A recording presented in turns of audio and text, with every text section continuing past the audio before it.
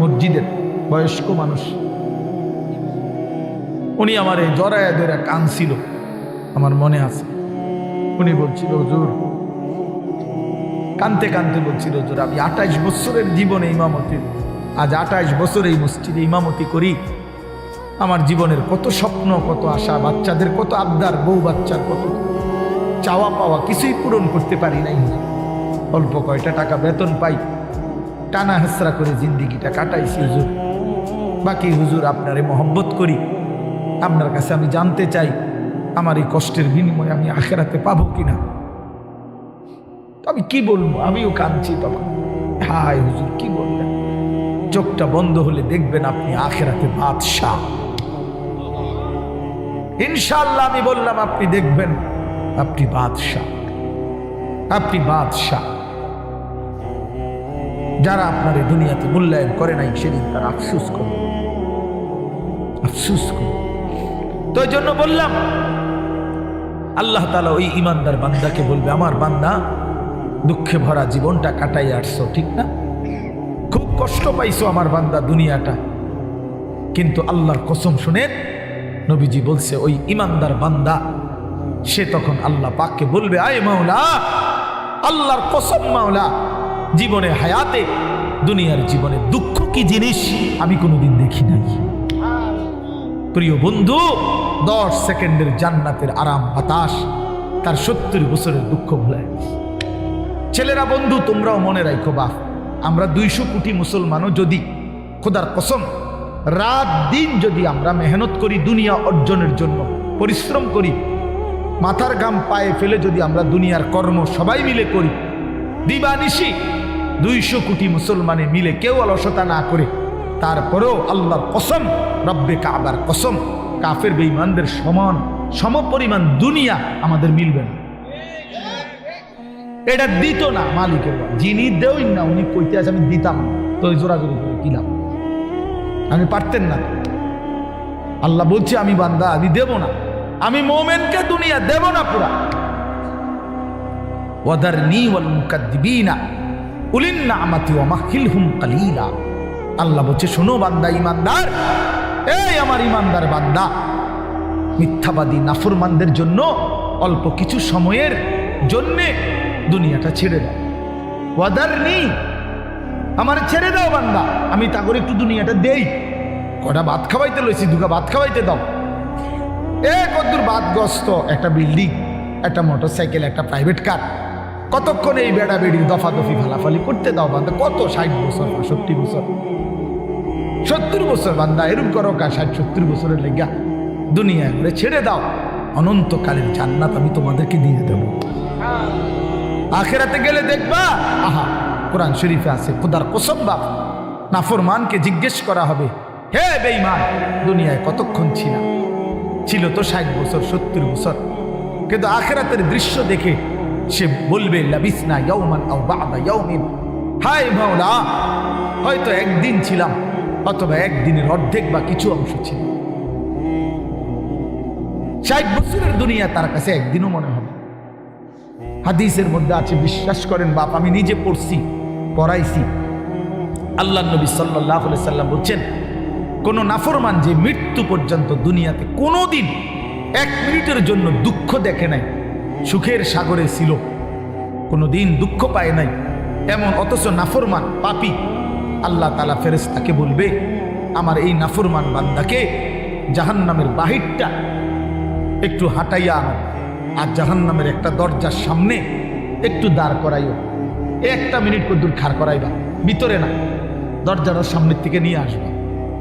ওই ফেরেশতা তাকে জাহান্নামের বাহিরটা ঘুরাইয়া জাহান্নামের দরজার কাছে যখন এনে দাঁড় করাবে, জাহান্নামের একটা গরম বাতাস 1 মিনিটের জন্য, 10টা সেকেন্ডের জন্য জাহান্নামের একটা গরম বাতাস ছাপ করে তার বুকটার মধ্যে লাগবে।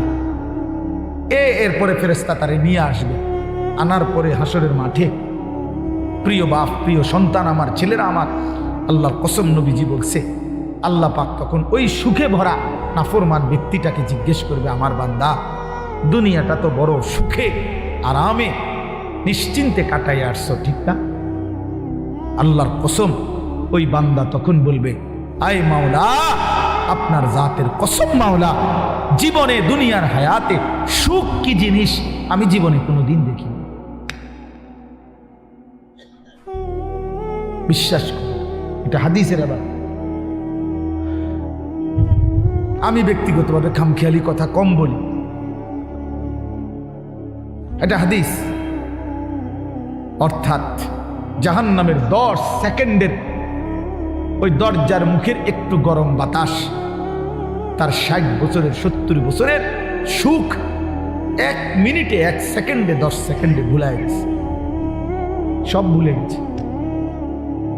আল্লাহ তাআলা ফেরেশতাকে আবার বলবে একজন ইমানদার বান্দাকে দিয়ে, যে বান্দা জীবনে কোনোদিন মৃত্যু পর্যন্ত সুখ পায় নাই, দুনিয়া কষ্টে কষ্টে জীবন কাটাইছে, কিন্তু আল্লাহকে ছাড়ে নাই, আল্লাহর বন্দিগি ছাড়ে নাই, অভাবের সংসারে, দুঃখ কষ্ট যন্ত্রণার সংসারে নামাজ ত্যাগ করে নাই, আল্লাহকে নারাজ করে নাই। আল্লাহ পাক বলবে ফেরেশতা, আমার এই ইমানদার বান্দাকে জান্নাতের চারদিকে একটু হাঁটাইয়া আনো, আর লাস্টে একটু দরজার মুখে দাঁড় করাইয়া আনবা।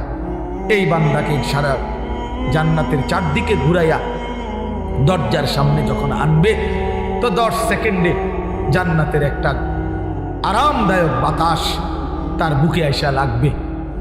এরপরে তাকে আল্লাহর সামনে আনা হবে।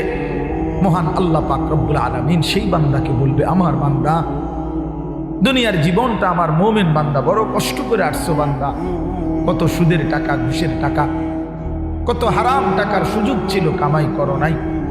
চারপাশের ঘরে সব মানুষ টেলিভিশন দেখছে, নাচ গান দেখছে, এই চারদিকের টেলিভিশনে ভরা মহল্লার মাঝখানে তুমি একটা ছোট্ট ঘরে তোমার স্ত্রী সন্তান নিয়ে কষ্ট করেই পড়েছিলা। ছেলেটাকে টাইনা ধরছো, মেয়েটাকে ফিরাইছো, ছোট বাচ্চাটাকেও কোনোদিন টেলিভিশন, নাচ গান, হারামের মধ্যে ঢুকতে দেই নাই। আমি একবার দাউদকান্দি এক মাহফিলে গেছিলাম, এক ইমাম সাহেব মসজিদের বয়স্ক মানুষ, উনি আমার এই জড়ায় ধরে কাঁদছিল, আমার মনে আছে। উনি বলছিল, হুজুর, কানতে কানতে বলছিল, হুজুর, আমি 28 বছরের জীবনে ইমামতি, আজ 28 বছর এই মসজিদে ইমামতি করি, আমার জীবনের কত স্বপ্ন, কত আশা, বাচ্চাদের কত আবদার, বউ বাচ্চার কত চাওয়া পাওয়া, কিছুই পূরণ করতে পারি নাই হুজুর। অল্প কয়টা টাকা বেতন পাই, টানা হেসরা করে জিন্দিগিটা কাটাইছি হুজুর। বাকি হুজুর আপনারে মহব্বত করি, আপনার কাছে আমি জানতে চাই আমার এই কষ্টের বিনিময়ে আমি আখেরাতে পাবো কিনা। আমি কি বলবো, আমিও কাঁদছি তখন। হায় হুজুর, কি বললেন? চোখটা বন্ধ হলে দেখবেন আপনি আখেরাতে বাদশাহ। ইনশাআল্লাহ আমি বললাম, আপনি দেখবেন আপনি বাদশাহ, আপনি বাদশাহ। যারা আপনার এই দুনিয়াতে মূল্যায়ন করে নাই, সেদিন তারা আফসুস করবে, আফসুস করবে। তো এই জন্য বললাম, আল্লাহ তাআলা ওই ইমানদার বান্দাকে বলবে, আমার বান্দা, দুঃখে ভরা জীবনটা কাটাই আসছো, ঠিক না?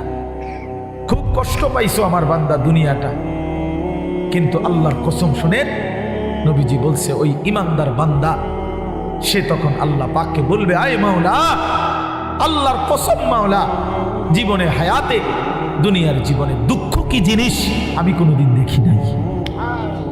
প্রিয় বন্ধু, 10 সেকেন্ডের জান্নাতের আরাম বাতাস তার 70 বছরের দুঃখ ভুলায়, আর ওই নাফরমানকে 70 বছরের সুখ জাহান্নামের 10 সেকেন্ডের গরম বাতাস ভুলায়। এর নাম আখিরাত। আপনি এটারে খামখেয়ালি মনে করেন, ছেলেরা তোমরা খামখেয়ালি মনে করো, এটা রূপকথা না। কোরআন শরীফের এই কথাগুলো গল্প, কথা বলেন না, এগুলো রাসূলুল্লাহ সাল্লাল্লাহু আলাইহি ওয়াসাল্লামের এই কথাগুলো গল্প, কিচ্ছা। তো এগুলো যদি অযৌক্তিক হইতো, অবাস্তব হইতো, তো তোমরা যদি বুঝছো যেটা অযৌক্তিক, অপ্রয়োজনীয়, তা আমরা বুঝতে পারতাম না? আমরা ভাত খাই নাই? কথা বলেন। তুমি জেনারেল লাইনে পড়ালেখা করছো, তুমি বেশি পড়ছো, আমরাও তো পড়ছি বেটা, আমরাও তো পড়ছি, আমরাও তো জেনারেল লাইনে পড়ালেখা করছি বেটা। আমি তো কুমিল্লা ভিক্টোরিয়া কলেজ থেকে মাস্টার্স পাস করছি, এসএসসি দাখিলে বিজ্ঞান বিভাগ থেকে, সায়েন্স থেকে তো 1998 ইংরেজিতে সমগ্র বাংলাদেশে সর্বশ্রেষ্ঠ নাম্বার পেয়ে ফার্স্ট স্ট্যান্ড করছি, 1 নাম্বার সারা বাংলাদেশে। সার্টিফিকেট দেখবেন, চলেন সাবের বাজার আই ফাটাবো, অত মোকাম্মেলের কাছে ফাটাবো, ফটোস্টুট করে পাঠাবো, চেক দিবেন, সার্টিফিকেট আসেনি। কয়টা সার্টিফিকেট লাগবে ওটা?